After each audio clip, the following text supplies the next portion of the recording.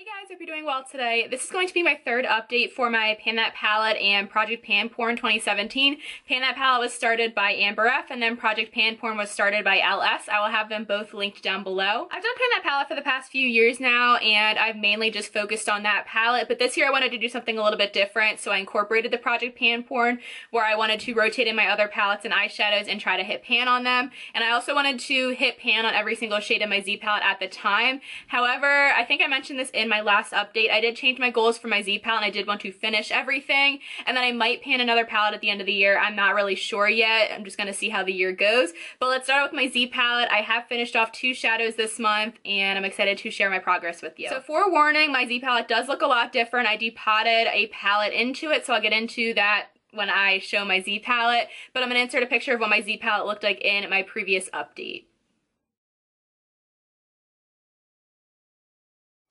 Here's what we're looking like now. So, as you can see, I have depotted my Colourpop Yes Please palette in here, and I have hit pan on several shades. These aren't in my Pan That palette. These 3 shadows are. So for my Pan That palette shadows, I've expanded the pan on my shade Belair a lot, I think. I've expanded a little bit on Lil Boat right here, and then I've hit side pan and expanded the pan on Pink Champagne from Anastasia, and I've actually finished off 2 shadows this month, which is super exciting. The first shade I finished off this month was Colourpop Glass Bowl, and this was a really pretty duochrome blue-green shade, and it was fairly sheer, but when applied wet, it was really pretty. I did go through this very quickly. I think I got this in like September, but I went through it so quickly because it was a really crumbly eyeshadow. It was gorgeous, and I'm glad it was only like $5. I would probably purchase this in the future, but not anytime soon because I have so many other eyeshadows to get through.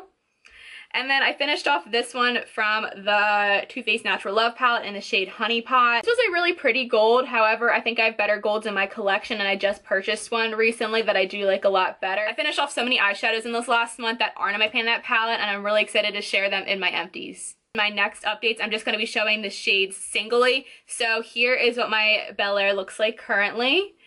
And my goal for the next month is to try to hit side pan on it. I have been enjoying this eyeshadow, but I'm kind of getting a little bit sick of it because sometimes it can make my looks look a little bit muddy because it looks more cool toned on the eyes than it does in the pan, in my opinion. The formula is really nice. It blends well. It's a good eyeshadow. I'm just really excited to finish it. Next I have Lil Boat, and I really want to try to expand the pan on this one. I do want to try creating some halo eyes with this because I feel like it's not too dark of a brown where it would look too stark for the workday. And I do have a halo eye on today with some of the Colourpop shadows in the Yes Please palette. I think I could definitely do some damage to this one in the next month and hopefully create some really pretty looks with it. And then finally I have Pink Champagne from Anastasia. I would love to try to use up half of what I have here currently.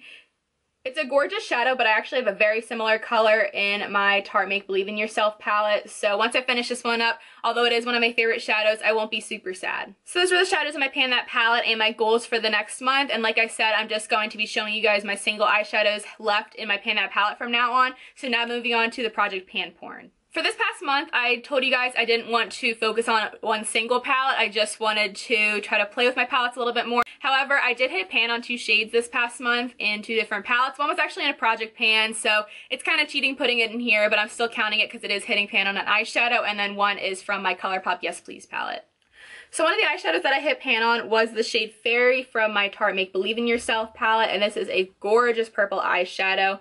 Only a little bit of pan there. I haven't really touched it much recently, but it is a really pretty pop of color, or a lid shade. It is a very different purple in my opinion. It has like a periwinkle tone to it.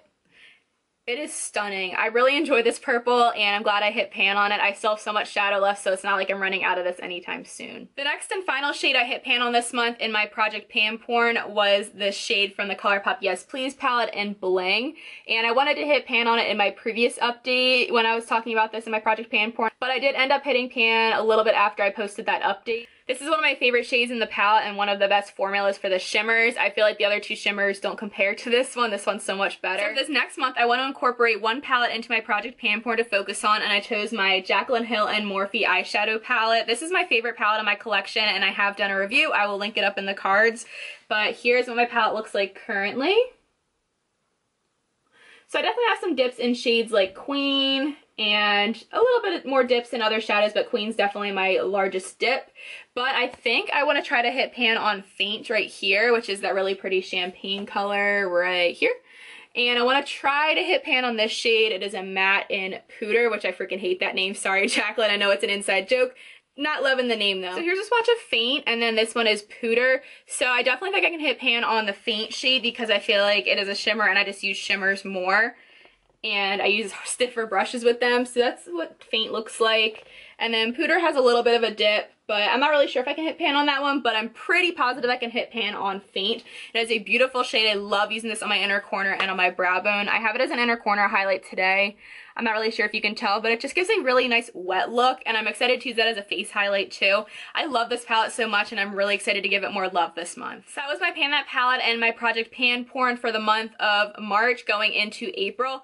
I'm really happy I finished 2 more eyeshadows, and I've expanded the pan on my other shadows in my Pan That palette, and I'm so excited to work on my Jaclyn Hill palette in the next month. Love this palette so much. I feel like it has everything I need in it. I wish it did have one cool tone transition shade, but that's like the only thing I would change about this palette. Thank you guys so much for watching. Please let me know if you are doing a Pan That palette. I would love to check it out, or even Project Pan Porn. I'd love to see that as well. And I'm pretty sure my giveaway is still going on by the time I post this video, so if you wanted to see that, I will link it up on the screen right here. It is my Peacock tutorial and Colourpop giveaway. Thank you again for watching. Please subscribe if you haven't already, and I will see you guys in my next video. Talk to you later. Bye.